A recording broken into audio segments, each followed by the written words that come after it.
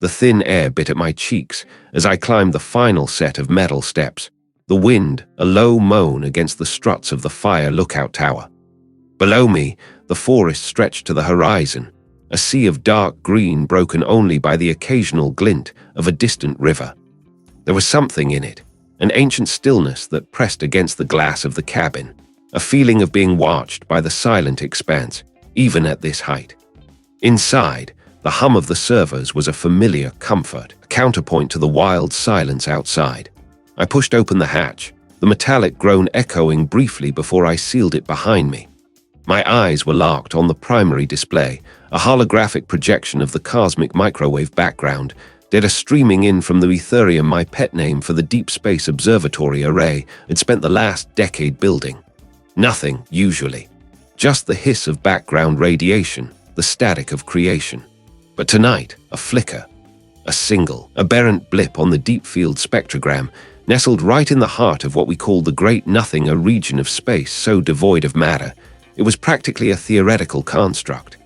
I leaned closer, my breath fogging the cool air above the console. The signal wasn't strong, barely registering above the baseline cosmic noise, but it was there, and it was. Sharp, too sharp.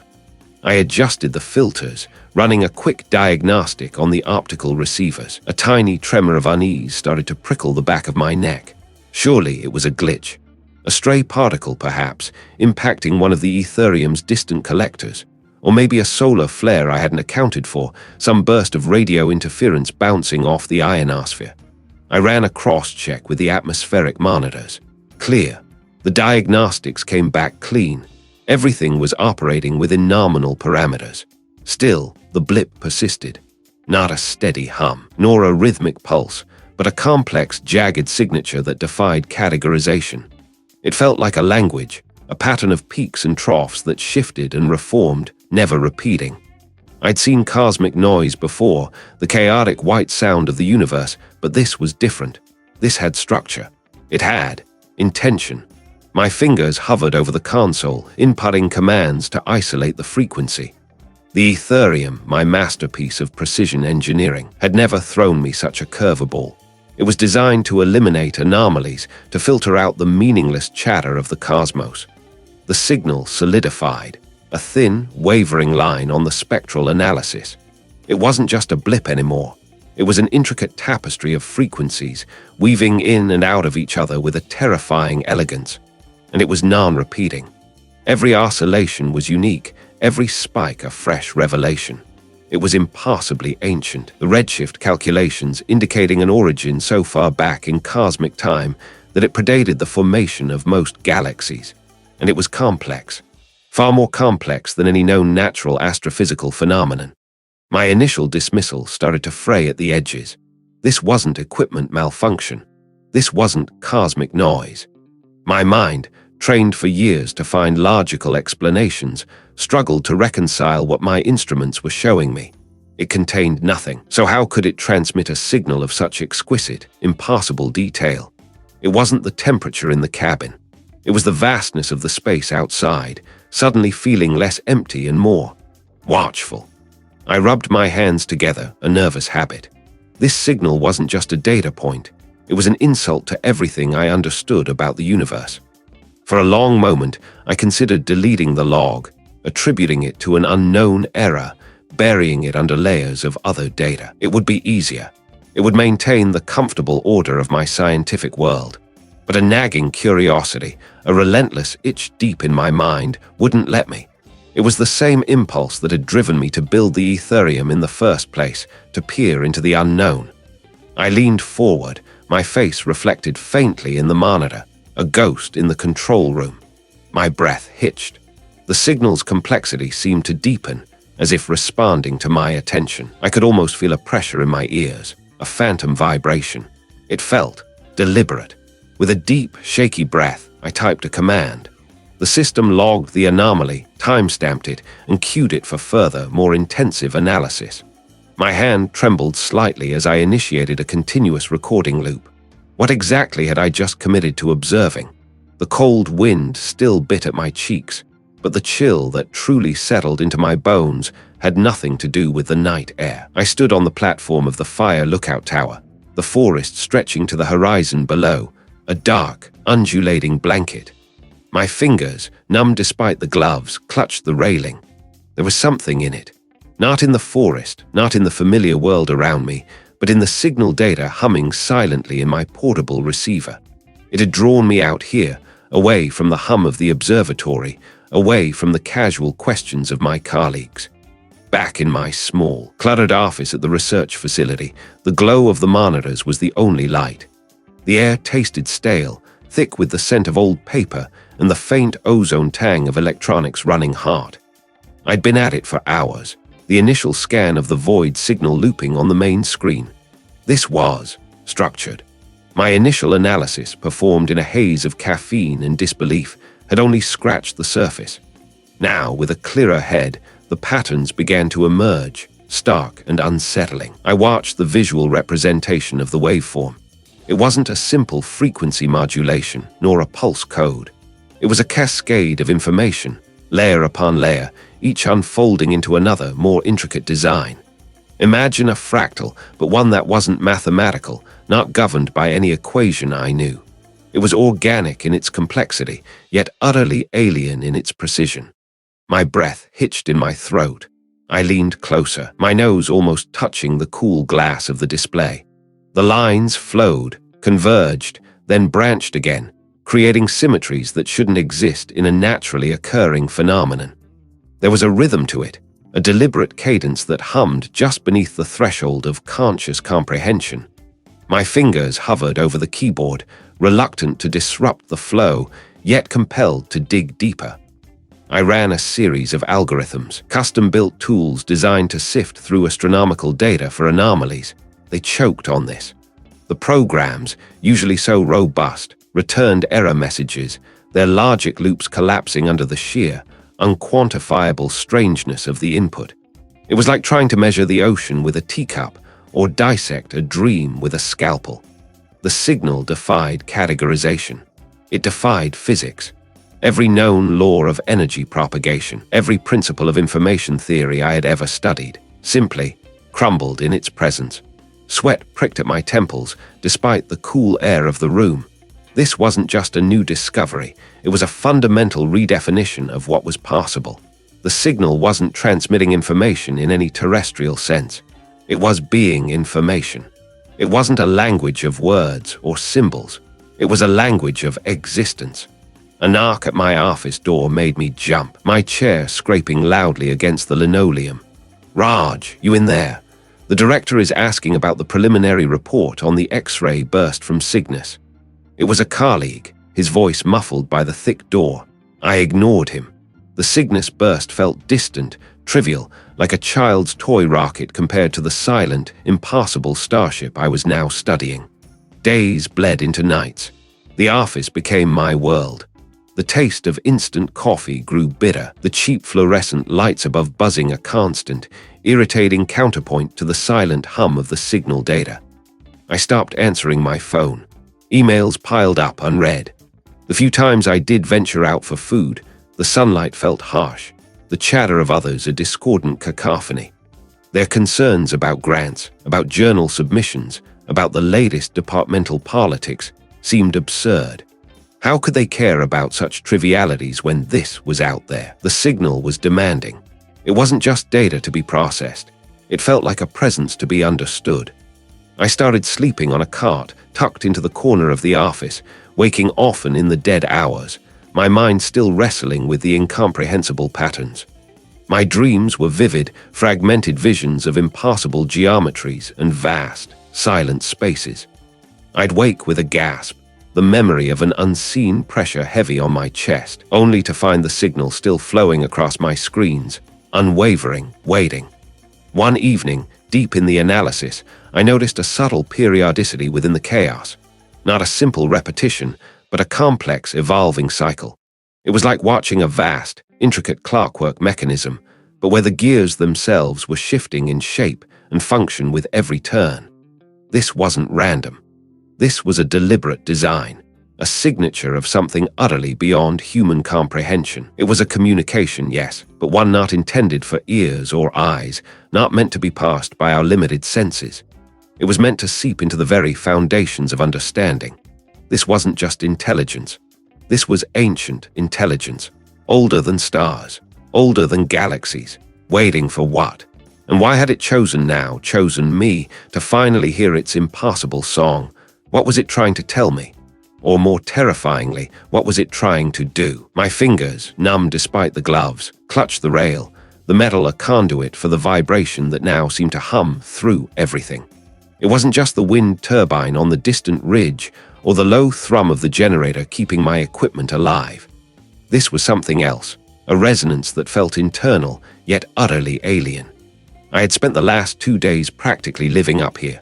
Sleep came in fitful, short bursts, my mind constantly returning to the data, the signal. It pulsed, it shifted, it responded.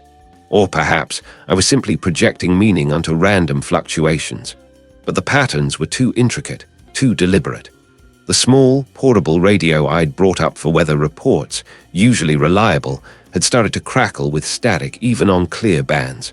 At first, I blamed the remote location, the old wiring, anything but the impassable truth forming in my mind. Then the laptop started glitching. My primary analysis machine, a powerful beast of a rig, would randomly freeze, the screen fracturing into a mosaic of corrupted pixels. It wasn't an overheating issue. The cooling fans whirred steadily. It wasn't a software bug. I ran diagnostics until my eyes ached. No, it was an interference. A subtle, pervasive interference that bled into the very circuits. I'd be staring at the signal spectrogram, watching the impassably complex waveforms, when the entire display would ripple, like heat haze off asphalt, except it was the data itself warping. One evening, as dusk bled indigo into the forest, I was hunched over the main console, trying to isolate a particularly strange sequence in the signal. A low hum filled the cabin, distinct from the generator. It started quiet, a barely perceptible vibration in the floorboards, then grew. It wasn't a mechanical sound. It was deeper, resonating in my chest cavity, making the small hairs on my arms stand on end. I glanced around the cramped space. The single incandescent bulb hanging from the ceiling flickered, then dimmed, then surged with an unnatural brilliance that made me wince. I reached for the light switch, but my hand hesitated.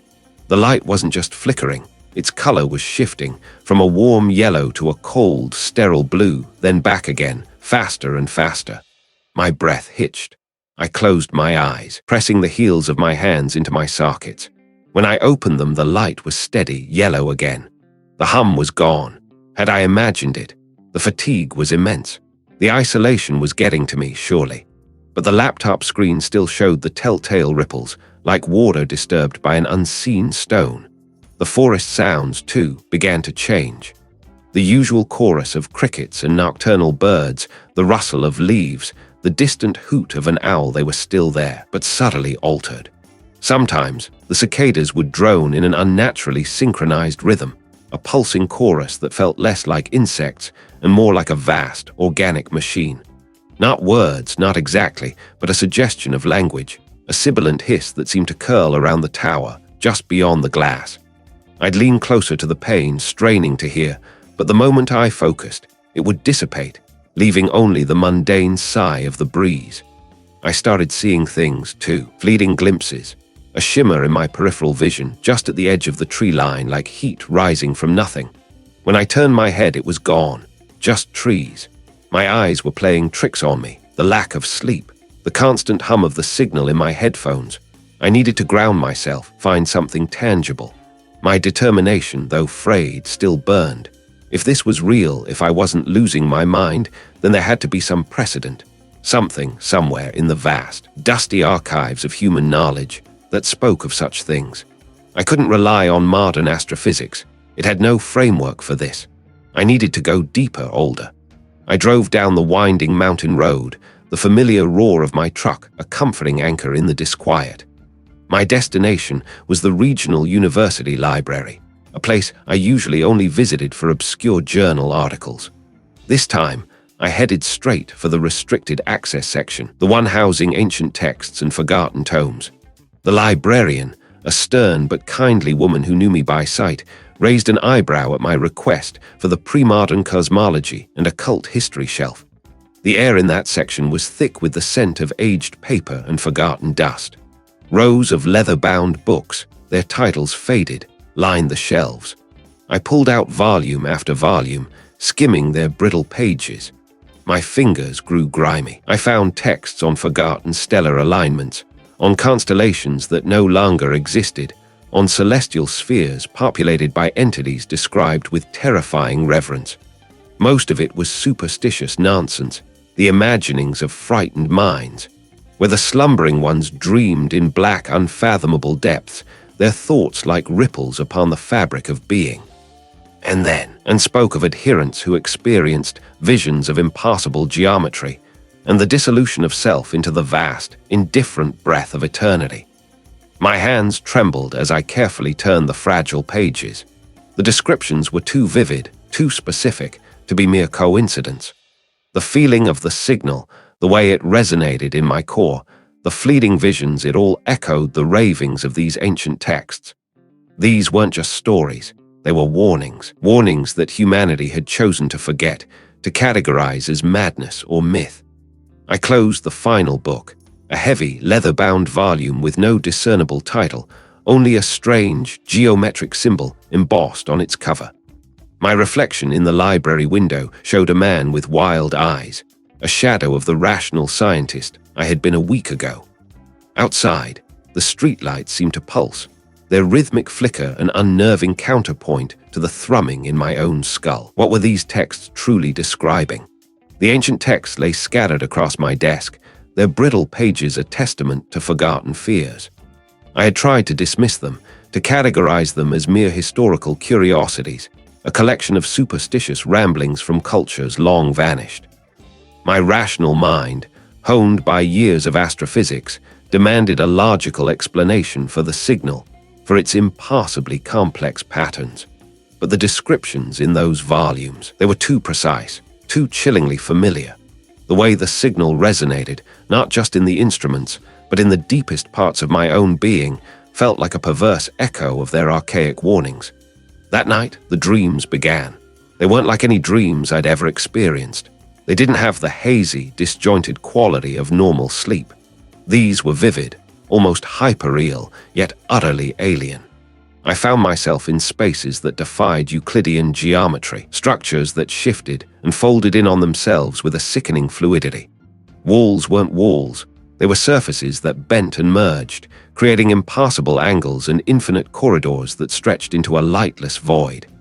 I felt a pressure, not on my body, but on my very perception, as if my mind was being stretched thin, warped into an unfamiliar shape. Instead, there was a presence, a vastness that dwarfed anything I could comprehend. Yet, within that indifference, I sensed an ancient, profound awareness, a slumbering consciousness that had just begun to stir. The air in these dreamscapes tasted metallic and stale, like the inside of a tomb sealed for eons. I woke gasping, the phantom scent of ozone clinging to my nostrils, my sheets tangled around me like a shroud. For a few days, I tried to ignore them. I buried myself in my work, in the precise calculations and familiar data streams that had always been my anchor. The signal continued its relentless pulse, a silent thrum beneath the surface of my consciousness. It was no longer just an external phenomenon, it had found a resonance within me. I started seeing things, fleeting distortions at the edge of my vision. My coffee tasted like ash. The hum of the lab equipment seemed to carry a low, guttural murmur that no machine should make. My colleagues, bless their oblivious hearts, noticed nothing. They saw a tired Raj, perhaps a little more withdrawn than usual, but nothing beyond the pale for someone immersed in a breakthrough project. I couldn't tell them. They would call it stress, fatigue, perhaps even suggest a sabbatical. I knew better. This was different. This was the signal. I needed to get away, to clear my head, to find a place where the static of the city and the hum of my lab couldn't interfere. I drove north, past the last vestiges of civilization, until the paved roads gave way to gravel tracks. My destination was a remote observation point I'd used years ago for a particular atmospheric study. It was a place of stark solitude, where the only sounds were the wind and the rustle of pine needles. I reached the fire lookout tower, forest stretches to horizon, something in it. The structure stood tall and skeletal against the deepening twilight, its wooden stairs creaking under my weight as I ascended. From the small, enclosed cabin at the top, the world unfurled below me in a vast tapestry of green and brown, undulating under a bruised purple sky. The air was crisp, carrying the clean scent of pine and damp earth. For a moment, a fragile peace settled over me. Here I thought I could breathe. Here I could think, but the silence was deceptive. I pressed my face against the cool glass of the window, staring out. My eyes strained, trying to resolve them, to make sense of the visual noise. It was like looking into a kaleidoscope made of fear. The something in it wasn't a creature, not a beast of the woods. It was the space between the trees, the negative space that began to twist and writhe. Then came the sound. It wasn't external, not a howl or a rustle. It was inside my head, a low, resonant thrum that vibrated through my bones, a sound that felt ancient and vast, utterly indifferent to my existence. The cabin around me seemed to warp, the wooden beams bending, the glass panes undulating like water. My stomach churned. I stumbled back, clutching my head, trying to press the sound out, to force the visions away. The impassable geometries of my dreams manifested before my waking eyes. The forest outside the window stretched and compressed, its true nature revealed as a mere surface, a thin membrane over something else. I saw glimpses of those infinite corridors, those bending planes, woven into the very fabric of the trees. The signal wasn't just broadcasting, it was reshaping my perception, my reality. My breath hitched. My hands were shaking so violently I could barely stand. I was losing my grip. The world, the solid, predictable world, was melting. There was this what the ancient texts had warned of. What else would it show me before I broke entirely? My rational mind, honed by years of astrophysics, demanded order, explanation. But the signal defied everything. It hummed in my thoughts, a low, persistent thrum beneath the surface of my awareness, whispering not of stars, but of something far older, far more terrible. I had to share it. The weight of this knowledge was crushing. I spent days meticulously preparing my presentation, not just the data, but the implications. The graphs, the frequency shifts, the impassable origins, they all pointed to a presence that shouldn't exist. A conscious entity dwelling in the cosmic voids, a slumbering titan that had somehow stirred. I practiced my delivery, trying to sound calm, authoritative, but my hands trembled when I held the laser pointer, my voice cracking on key phrases. The air in my office felt thick, heavy with anticipation, and a strange, metallic scent I couldn't quite place. The conference room was brightly lit, the polished table reflecting the fluorescent hum above. A dozen faces, familiar colleagues, awaited my turn. I saw the lead researcher, his brow furrowed in what I hoped was professional curiosity. I showed the initial data, the sheer impossibility of its complexity. Then I moved to the patterns, the way it subtly manipulated the fabric of localized spacetime, not through gravity or electromagnetism, but something else entirely, something fundamental. That was when the questions started, polite at first, then edged with skepticism. "Raj, are you sure about your calibration?" asked a colleague from the theoretical division. "This looks like noise," another suggested, gesturing vaguely at my projected spectrograms. I pressed on, my voice rising, my carefully constructed calm fraying.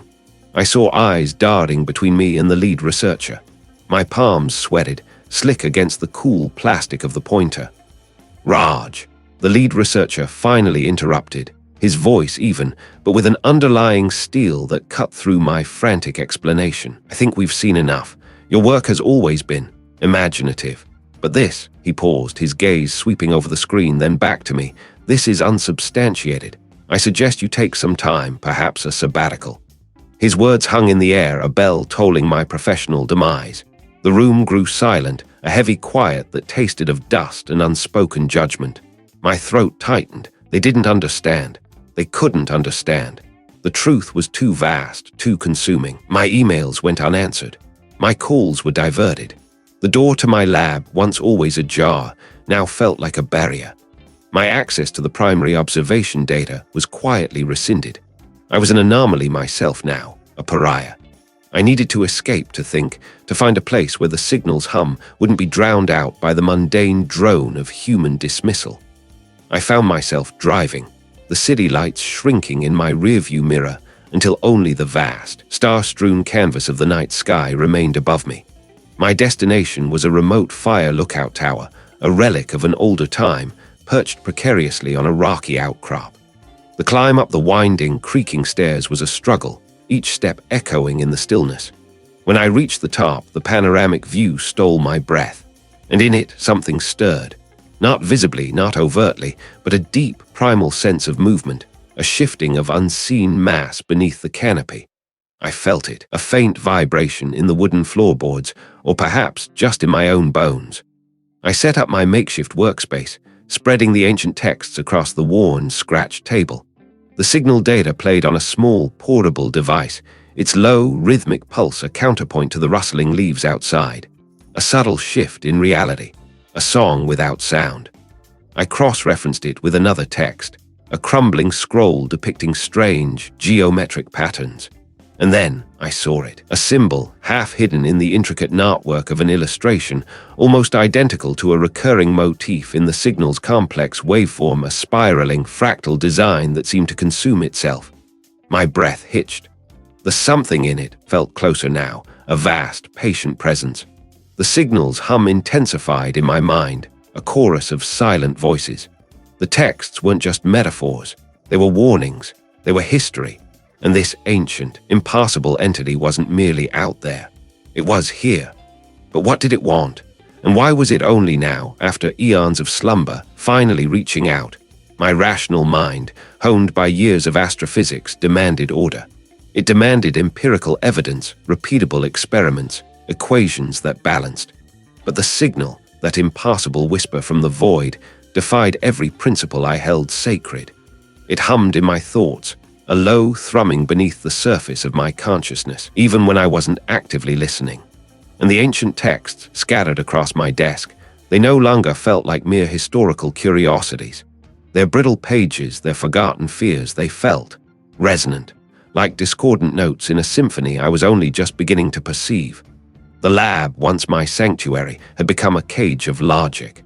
The blinking lights of my supercomputers, the hum of the servers, the sterile scent of ozone, it all felt insufficient, too terrestrial. I needed to escape the confines of my own making. I needed perspective, a vantage point where the vastness of the cosmos didn't feel so abstract, where the void might reveal itself not just as an absence, but as a presence. I packed a minimal kit, my most robust signal receiver, a battery pack, a few ancient texts I felt inexplicably drawn to, and a tattered map. The map led me to a place I hadn't thought of in years, a relic from a different era, a place of isolated observation. It was a long drive, the tires crunching on gravel roads that gradually narrowed into dirt tracks. The air grew cooler, sharper, carrying the scent of pine and damp earth. Finally, after hours of silent ascent, I arrived at the base of the fire lookout tower, forest stretches to horizon, something in it.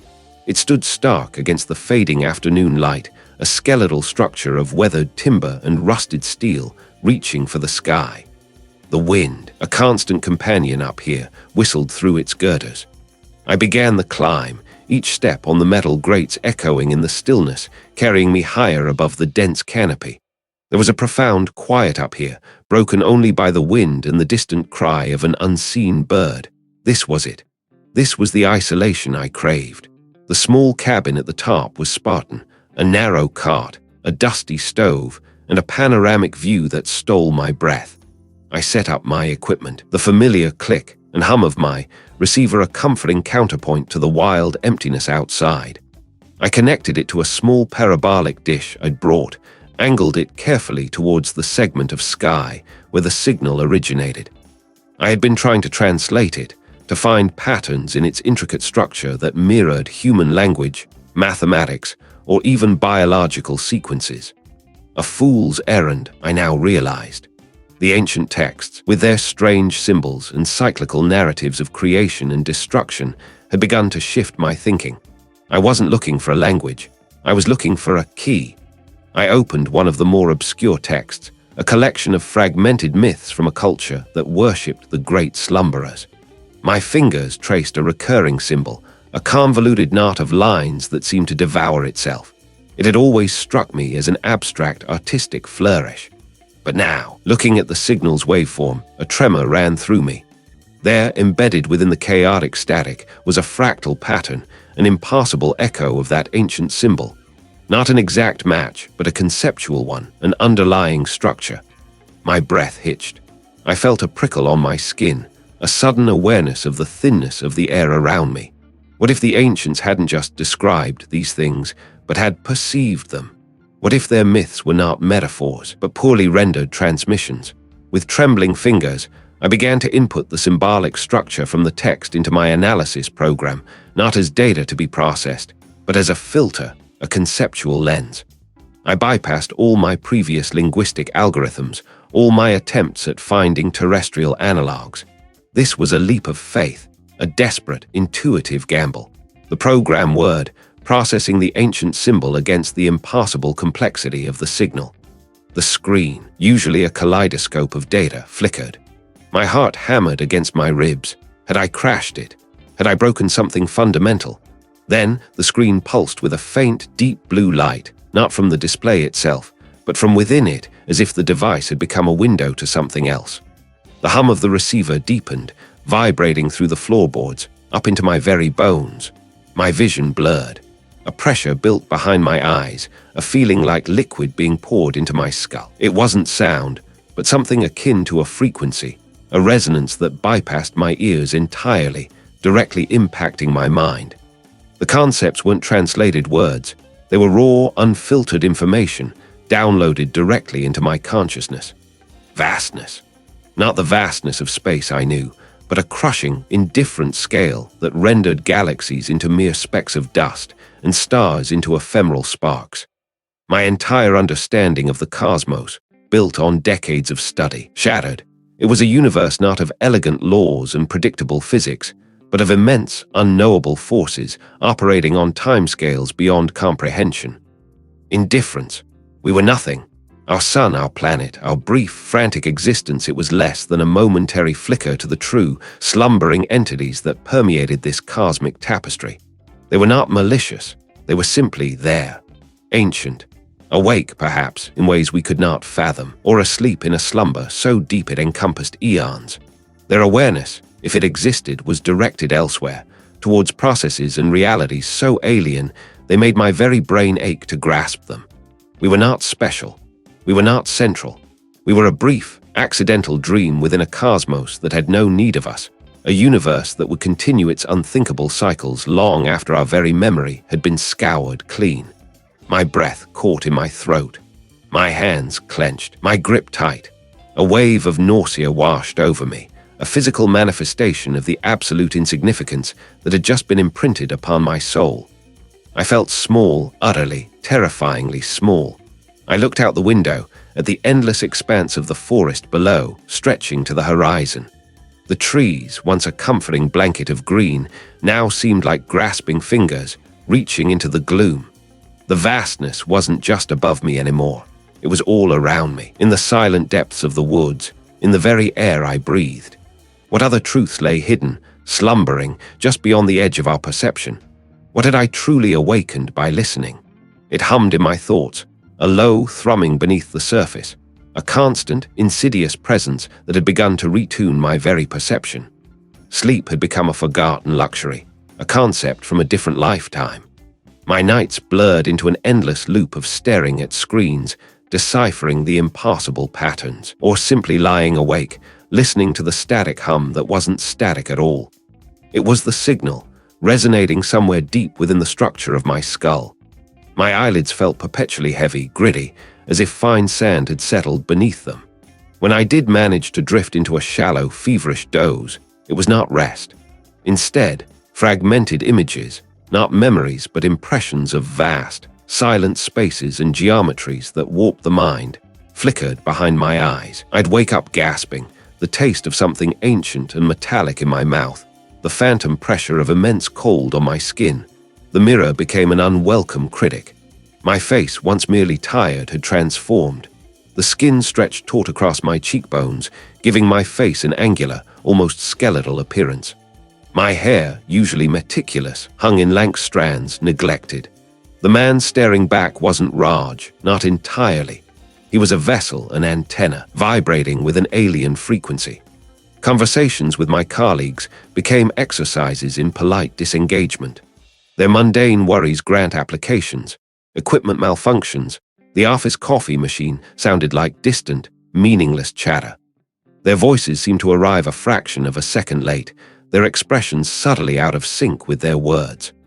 I'd nod, offer monosyllabic responses, my mind elsewhere, perpetually drawn back to the signal's intricate ballet of information. It wasn't that I didn't care. It was that their concerns felt impossibly small, microscopic, against the backdrop of the colossal, fundamental truths the signal was beginning to unveil. My world had expanded to encompass something so terrifyingly immense that human affairs seemed like the fleeting dreams of insects.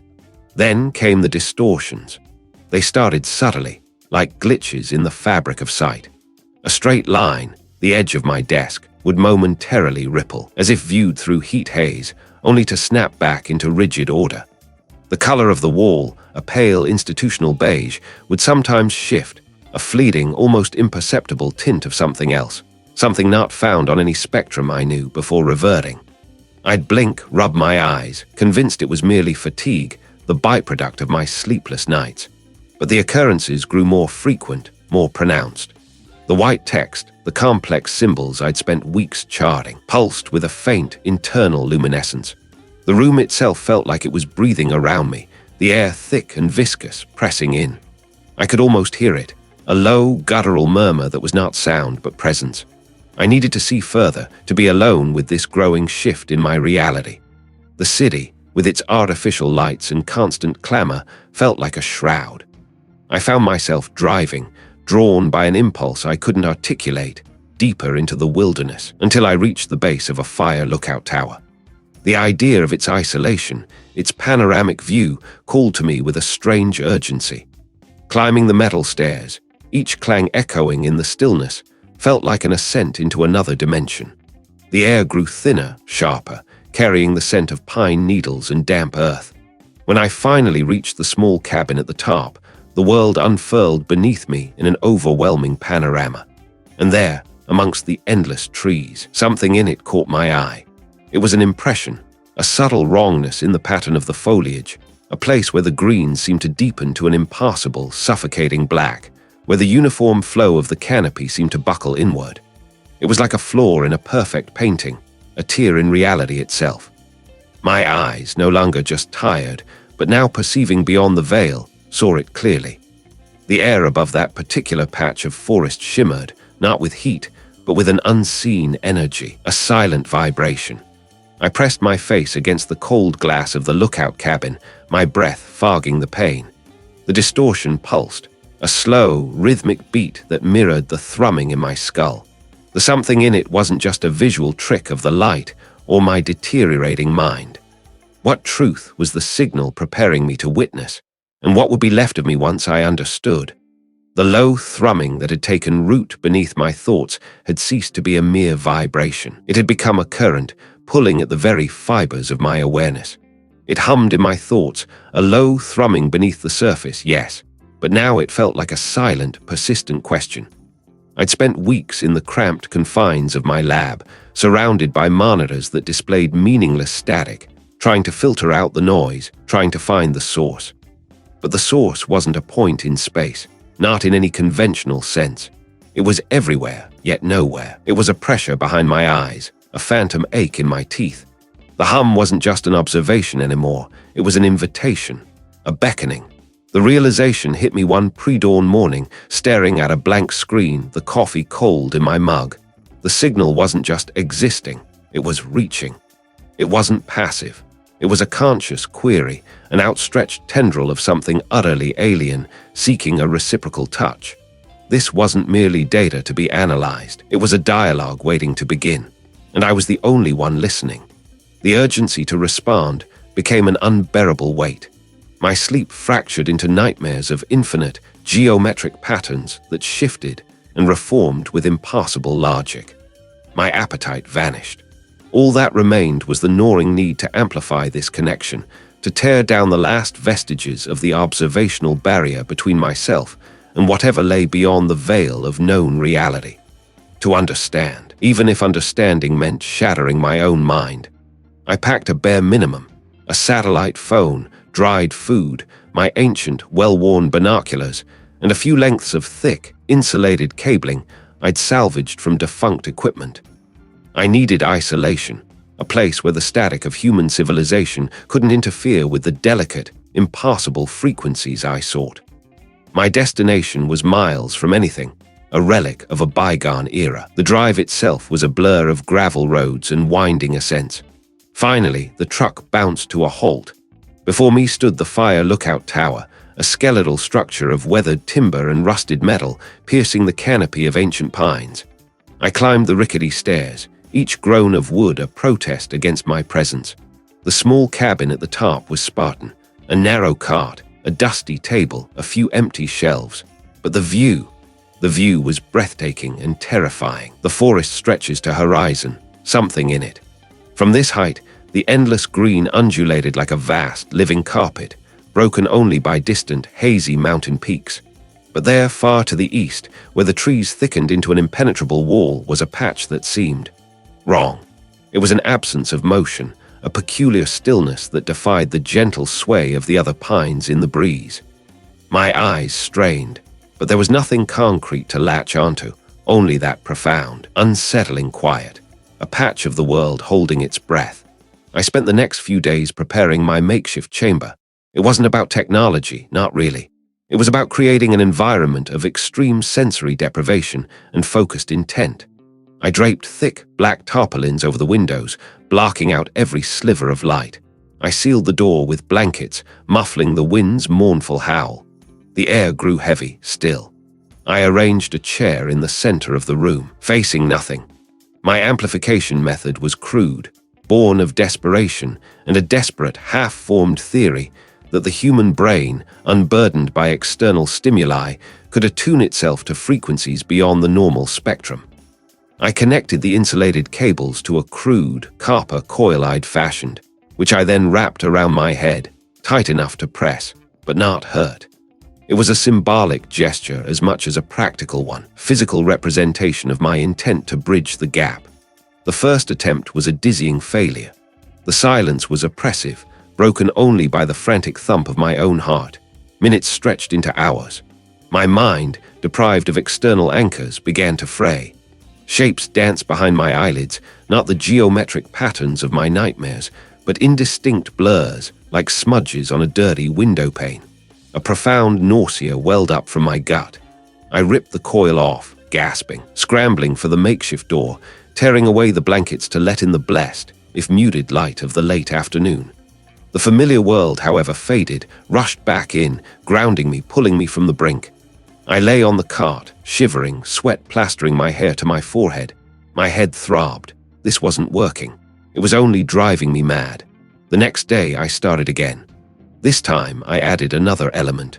A precise, low-frequency tone generated by a small, portable device I'd brought, barely audible, designed to resonate with the brain's alpha waves. I theorized it might act as a focusing agent, a bridge.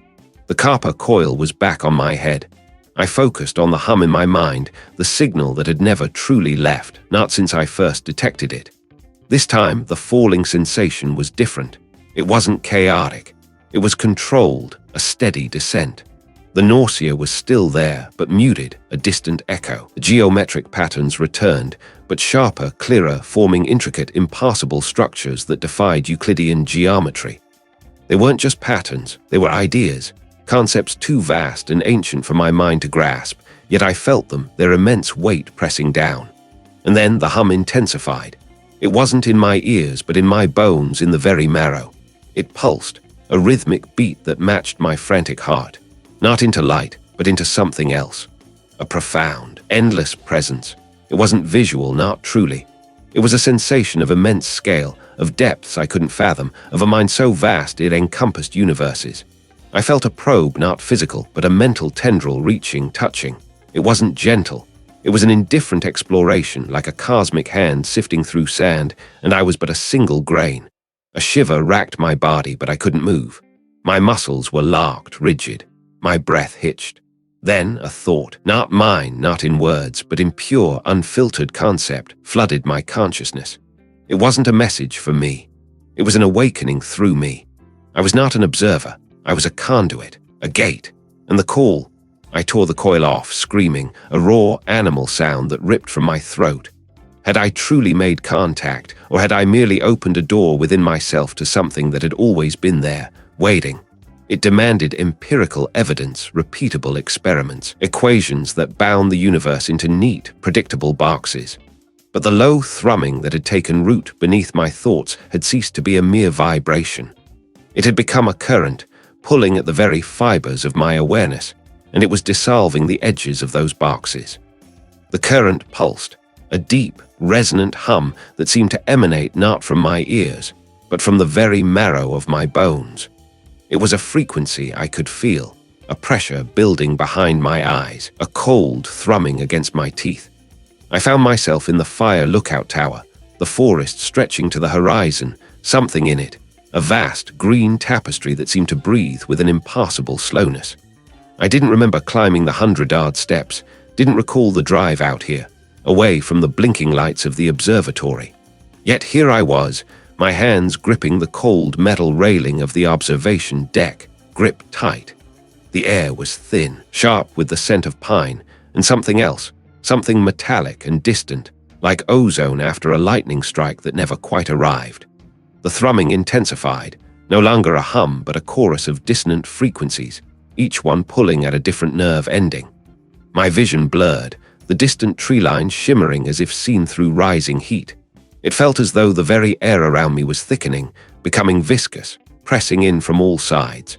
A strange, internal vertigo took hold, not of motion but of perspective. My sense of up and down, near and far began to fray. The towering pines below seemed to stretch upwards, impassably, while the sky above pressed down, a heavy, bruised purple that wasn't the color of any natural twilight. Then the current shifted. It wasn't a sound anymore or a pressure. It was a presence. It didn't manifest as a shape or a light or a shadow. It was the impassibility of form. My mind strained, trying to construct an image, a frame of reference, anything familiar. It offered me galaxies, nebulae, vast cosmic structures I knew intimately from my research. But the presence rejected them, twisted them, folded them in on themselves until they became meaningless. It was like trying to grasp smoke, but the smoke was made of pure, unadulterated thought, and it was pushing back. My breath hitched. My lungs burned, suddenly too small for the air I was trying to draw. My knees buckled, and I slumped against the railing, the rough metal biting into my forearms. This was it. This was the source of the signal, the architect of the impassable data. It was vast, not in a spatial sense, but in a conceptual one. It was a cosmic intelligence so vast and alien it shattered conventional perception, making a mockery of my every learned principle. It wasn't out there among the stars. It was, here, within the very fabric of my awareness, within the space between my thoughts. It was a geometry that defied Euclidean logic, a color spectrum that included hues I could only register as painful, screaming absences of light. I saw, or rather, perceived, edges that didn't connect, angles that turned back on themselves, dimensions that folded in ways that made my inner eye ache. It wasn't alive in any way I understood life. It was a fundamental principle, a vast, indifferent consciousness that simply was. And as it pressed against my mind, a terrible, crystal-clear understanding began to coalesce. This entity wasn't trying to communicate, not in the way humans understood it. Its signal wasn't a message. It was merely the ambient noise of its existence, the ripple of its presence through the universal medium, and its purpose. It wasn't malevolent. It wasn't benevolent. It simply was. It was a slow, inevitable reshaping of reality, a gradual, geological process unfolding on a cosmic scale. Humanity, with all its intricate complexities, its fleeting triumphs and tragedies, was merely an ephemeral dust mote in its cosmic design. We were not even an afterthought. We were less than the bacteria that formed a film on a forgotten pond, utterly irrelevant to the pond's slow, deliberate evaporation. The realization hit me with the force of a physical blow. My head snapped back against the railing, a dull ache blooming at the base of my skull. It wasn't an act of destruction. It was an act of being. The universe, as I knew it, was merely a temporary configuration, a fleeting pattern in a much larger, infinitely slower dance. And this entity was the choreographer, not by intent, but by its very nature. It was moving, shifting, and the universe was shifting with it. I saw glimpses of it then, not with my eyes, but with a deeper, more primal part of my being. I saw patterns of energy, like shimmering, non-Euclidean fractals, expanding and contracting, weaving new laws into the very bedrock of existence. Stars were merely sparks in this process, galaxies' ephemeral walls in a current too vast to comprehend. What I had always considered the immutable laws of physics were nothing more than temporary habits, easily discarded, easily rewritten. A whimper escaped my lips, thin and reedy in the thickening air. My hands slid from the railing, slick with sweat.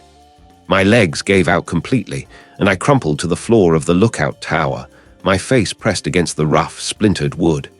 The scent of pine was suddenly cloying, suffocating. My body trembled uncontrollably, a pathetic, insignificant tremor against the vast, silent tremor of the cosmos. What did it mean for us, for everything? If reality was merely a malleable projection of this indifferent, ancient intelligence, then what were we? What was our future, our past, our very existence, if it could be unmade and remade with less effort than a human exhales? And what would it choose to reshape us into? It had become a chorus. I sat in the fire lookout tower, forest stretches to horizon, something in it, the high winds making the structure sway with a gentle, unnerving rhythm. The scent of pine needles and damp earth was usually a comfort, a grounding presence against the vastness I studied. Now, it felt like a thin membrane, barely separating me from something else entirely. The chorus wasn't a sound I heard with my ears. It was a pressure behind my eyes, a resonant frequency in my bone marrow, a phantom hum that felt both ancient and utterly new. It felt like knowing without understanding. The world outside the tower's windows had begun to shift. The sky, for instance. It wasn't just the usual high-altitude cirrus or the bruised purples of an approaching storm. There were streaks, like long, slow brushstrokes of ochre and bruised violet that held no meteorological explanation. They hung there, defying the wind, defying the very concept of atmospheric dynamics I had studied for decades. They weren't beautiful, they were wrong. My breath hitched in my throat each time I looked up. I'd seen distant towns below, nestled among the green expanse, and noticed subtle changes there too. At first, it was just the flicker of lights at odd hours, or the unusual quiet from places usually bustling. Then came the reports. Not directly to me, of course.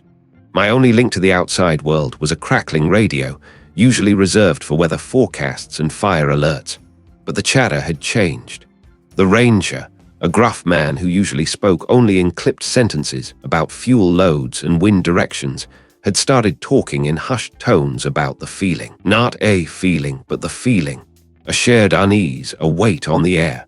He spoke of people gathering in town squares, not for protests or celebrations, but simply to stand together, looking up at those strange sky streaks, their faces blank. A tremor ran through the tower's metal frame, not from the wind this time. It felt like the ground itself had sighed. My hands clenched the cold railing. I felt the chorus deepen, the pressure behind my eyes intensifying until they watered. It was as if the veil between what was and what could be was thinning, and I, Raj, had somehow become an antenna receiving the raw data of its dissolution. The phenomena were not random. They were ripples, and I knew with a horrifying clarity that pierced through all my scientific training that they were ripples from the entity. My signal, my impassable void. It was no longer contained. It was bleeding through. The forest below, usually a tapestry of greens and browns, seemed to hold its breath. The something in it that I'd vaguely noted before began to sharpen into focus. It wasn't a shape, not a shadow cast by clouds, but an absence of light in places where light should be. It pulsed faintly, a counterpoint to the chorus in my head. My skin felt too thin, stretched taut over a vibrating framework.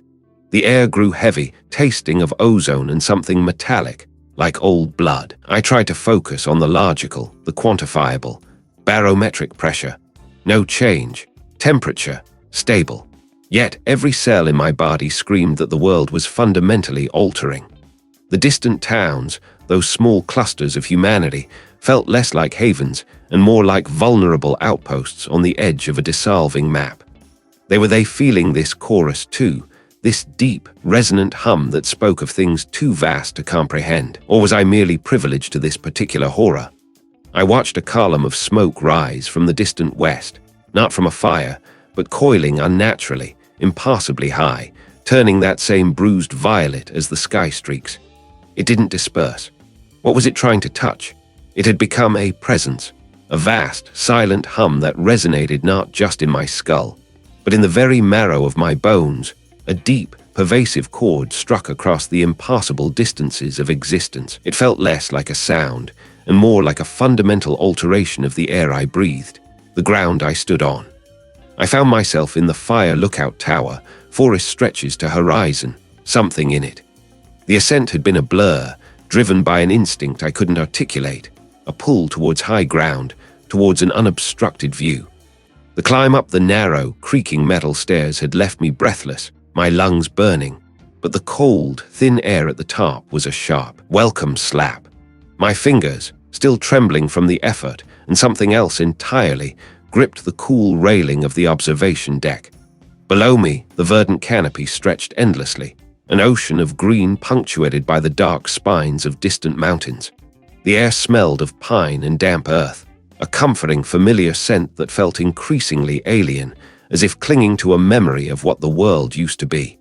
The thrumming intensified, a pressure behind my eyes. I blinked, trying to clear a sudden blur in my vision. The forest below seemed to ripple, the individual needles of the pines momentarily blurring into a single, undulating mass. I rubbed my temples. Just fatigue, I told myself, the strain of sleepless nights and relentless focus. But the ripple returned, more pronounced this time. It wasn't just the trees. The distant mountains seemed to swell and recede, their ancient, craggy peaks breathing in and out with an impassable rhythm. My stomach churned. A faint, acrid scent, like ozone mixed with something metallic and rotten, began to permeate the clean forest air. I leaned closer to the glass of the observation booth, my breath fogging the pain. My reflection, gaunt and wide-eyed, stared back at me, a stranger haunted by something unseen. Then the first true distortion. A patch of forest, perhaps a mile or two to the west, suddenly deepened in color, shifting from emerald to an impassable, bruised violet. It wasn't a trick of the light. The change was absolute, as if a filter had been dropped over that specific segment of the landscape. And within that violet patch, the trees themselves began to twist.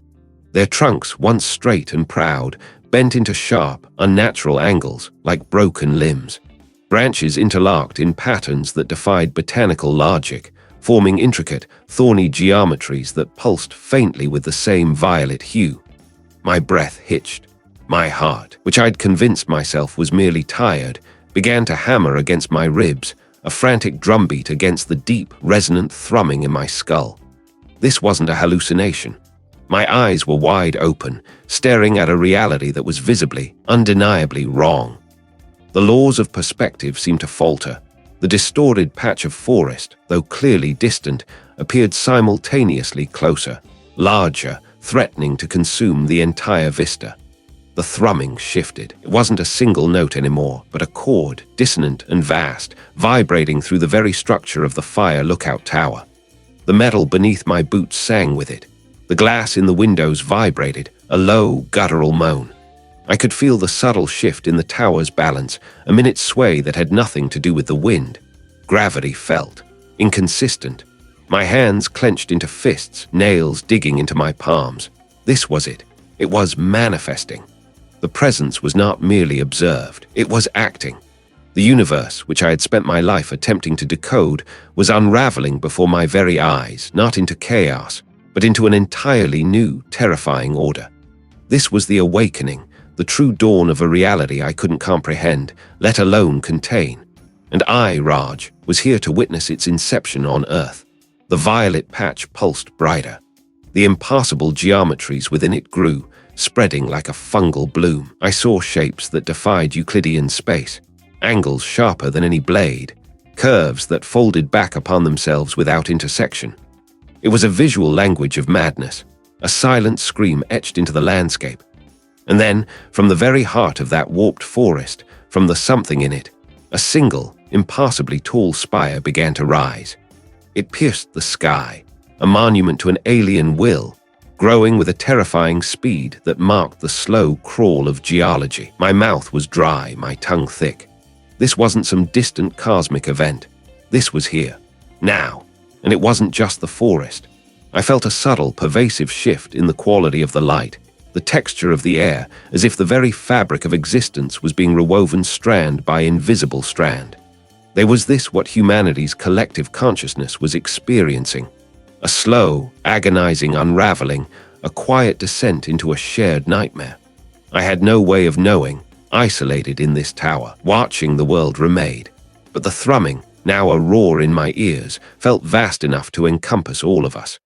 The spire continued its impassable ascent, reaching for the clouds, which themselves seemed to be drawing closer, thicker, turning a sickly yellow-green. What was it? What was emerging from the heart of that twisted geometry?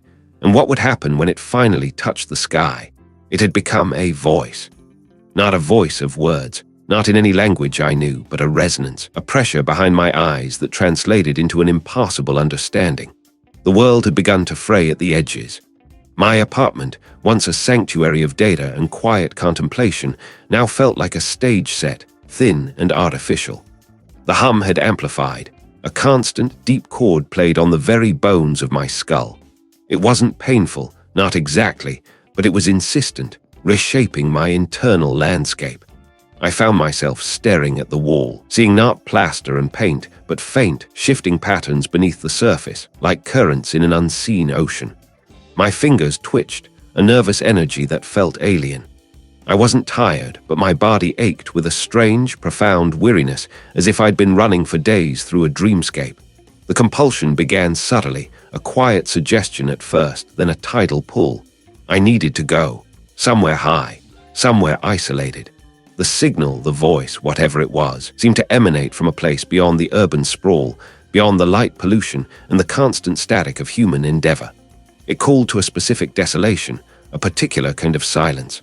I packed nothing, only grabbing my old, worn jacket. The keys felt strange in my hand, their weight somehow less substantial than I remembered. The drive was a blur. The city lights receded, replaced by the deepening shadows of the highway. The thrumming in my head pulsed with the rhythm of the road, a low, guttural chant. Was it just the lack of sleep, or was something else already looking back at me? Eventually, the asphalt gave way to gravel, then a narrow, overgrown track. The air grew cooler, carrying the scent of pine and damp earth. My tires crunched over fallen branches. The voice, the thrum, grew louder, clearer, like a distant bell drawing closer. And then, through a gap in the dense canopy, I saw it. A skeletal silhouette against the bruised twilight sky. It was a fire lookout tower, rising stark and solitary above the surrounding forest. The metal frame, rusted in places, looked impassably frail, yet it stood defiant against the vastness. I parked the car, the engine dying with a final shudder that echoed the tremor now running through my own limbs. I began to climb. Each step on the metal grating of the stairs resonated, not just through my feet, but through my very bones, amplifying the internal vibration. The wind, which had been a gentle whisper at ground level, became a mournful sigh as I ascended, tugging at my jacket, trying to pull me back. But the pull from within was stronger. My breath came in ragged gasps, not from exertion, but from a profound apprehension that tightened my chest. My hands, gripping the cold metal railing, felt detached, as if they belonged to someone else. What waited at the top? I reached the cabin, a small, glass-enclosed box perched precariously at the apex. The door, stiff with disuse, groaned open. Inside, dust motes danced in the slivers of moonlight filtering through the grimy windows. A worn wooden chair, a mapping table, a pair of binoculars, relics of a time when human eyes were enough. And then I looked out. The stars, usually pinpricks of distant fire, now seemed to pulse, to breathe. The thrumming intensified, no longer just in my head, but throughout my entire body. My vision blurred, then sharpened, perceiving new spectrums, new dimensions. My ears registered not just the wind, but the low, grinding friction of cosmic plates shifting, the slow, agonizing song of creation and decay. My fingers, once clumsy, now felt like extensions of the tower itself, vibrating with the same resonance. I reached out, pressing my palm against the cool glass of the window. The world outside, the forest, the sky, the stars, it all began to shift. The trees below warped, their trunks elongating, twisting into impassable spirals. The distant mountains rippled, their peaks folding in on themselves, only to re-emerge as something utterly alien, colossal teeth against the horizon. My perception wasn't just changing, it was being rewritten. The universe wasn't a collection of objects in space and time. It was a vast, living tapestry, and the patterns I had always observed were merely the surface ripples of something immeasurably deeper, vaster, and infinitely more complex. I felt a profound, agonizing tearing, as if my mind was being flayed open, stripped of every human concept, every comforting lie. But beneath the agony was a strange, terrible ecstasy. I was seeing, truly seeing. The individual atoms of my body seemed to vibrate in unison with the cosmic hum, dissolving the boundaries between myself and the universe. My eyes, I knew, were no longer human. They were gateways, portals to the incomprehensible. I was no longer Raj, the astrophysicist, the man who sought answers in equations and observations. I was a conduit, a vessel, a single, infinitesimal point of awareness within a newly perceived, terrifyingly vast consciousness. The voice was not a voice, but an awakening, a joining. The slumbering entities, the elder truths, they were not external.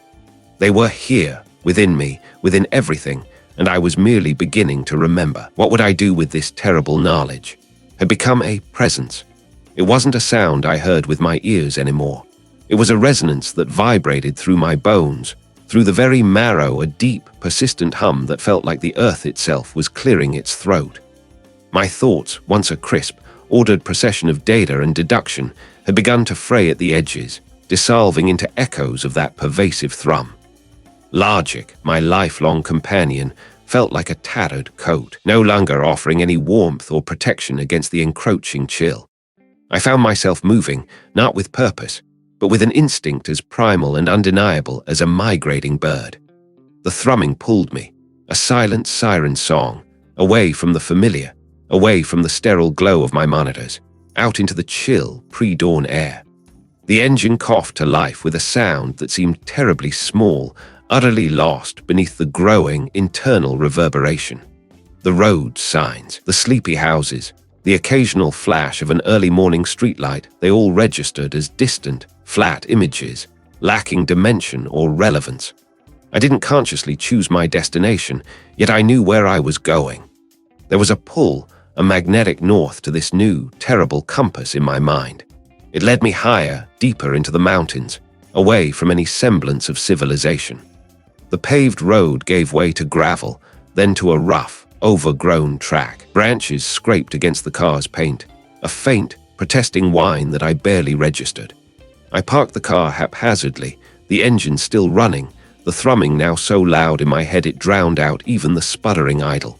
Before me, silhouetted against a sky still bruised with the departing night, stood the fire lookout tower. I remembered it from old maps, a relic from a different time, long abandoned. Its very isolation now felt like an invitation. My legs were stiff, my movements clumsy, but I climbed. My skin was numb, my nerves dulled by the internal deluge. Finally, I reached the small, glass-enclosed cabin at the top. The door creaked open with a groan that seemed to resonate with the tower's age, its abandonment. Inside, the air was still, thick with the scent of dust and ancient wood. A rusted stool stood by a console of defunct equipment, a faded map of the surrounding wilderness tacked to the wall. I walked to the window, my gaze sweeping across the vast, undulating landscape. The forest stretches to horizon, and in it something. It wasn't immediately apparent, but as my eyes adjusted, as the thrumming in my skull intensified, pressing against my eyeballs, distorting my vision, the forest began to shift. The trees, they weren't still, not truly. There was a subtle, almost imperceptible undulation, a slow, rhythmic sway that had nothing to do with the wind. It was deeper, more fundamental. The greens of the pine needles began to bleed, not into browns or yellows, but into shades of violet and a sickly, impassable ochre that shimmered at the periphery of my sight. The thrumming was no longer just in my head. It was everywhere. It vibrated through the glass of the lookout, through the metal floor beneath my feet. I could feel it in the air, a physical pressure against my eardrums, my lungs. It was the forest breathing. It was the sky exhaling. It was the very ground beneath me, a monstrous, slumbering heart now beginning to stir. My hands, I noticed, were trembling. Not from fear, not exactly. It was more like an internal tremor, a sympathetic vibration to the colossal rhythm that now encompassed everything. My fingers felt elongated, translucent at the tips, as if the light were passing through them, bending around new, unseen structures within my own flesh. I pressed my face against the cold glass, my breath misting the surface, only for the mist to clear, revealing a sky that was no longer quite right. The stars, once distant pinpricks of light, seemed to have swollen, their colors deepening to an unnatural, pulsating crimson and a sickly, jaundiced yellow. They didn't twinkle, they pulsated, in time with the thrumming. The something in the forest was no longer just an anomaly. It was a burgeoning, terrestrial manifestation of that same cosmic presence. An anchor dropped into our reality. The trees were twisting, not physically breaking, but reforming themselves, their branches extending into impassable angles, their bark rippling like muscle. The ground itself seemed to heave, a slow, viscous movement that made the entire landscape appear to breathe. My mind, once so fiercely individual, so protective of its own boundaries, felt permeable. The thrumming was not just a sound. It was a language, a thought, a consciousness that was no longer external. It was seeping into the very fabric of my being, unraveling the threads of my identity, reweaving them into something new, something vast and terrifyingly impersonal. My own thoughts felt like tiny bubbles rising to the surface of an ocean, only to pop and dissolve into the boundless expanse of the thrum. I tried to speak, to call out, to articulate the horror, but my throat felt constricted, my tongue thick. Only a low, guttural sound escaped, a noise that didn't feel like my own. My eyes, wide and unblinking, stared out at the transformed world, and I saw myself reflected in the glass, but not just myself. The universe wasn't just older and stranger. It was alive, and it was awake. And I, Raj, was no longer just an observer. I was a part of its awakening, a fragment, a whisper in the colossal, expanding chorus. My humanity, my individuality, was a concept that had faded, a memory from a dream. What remained of me, what form this new existence had taken, I could not say.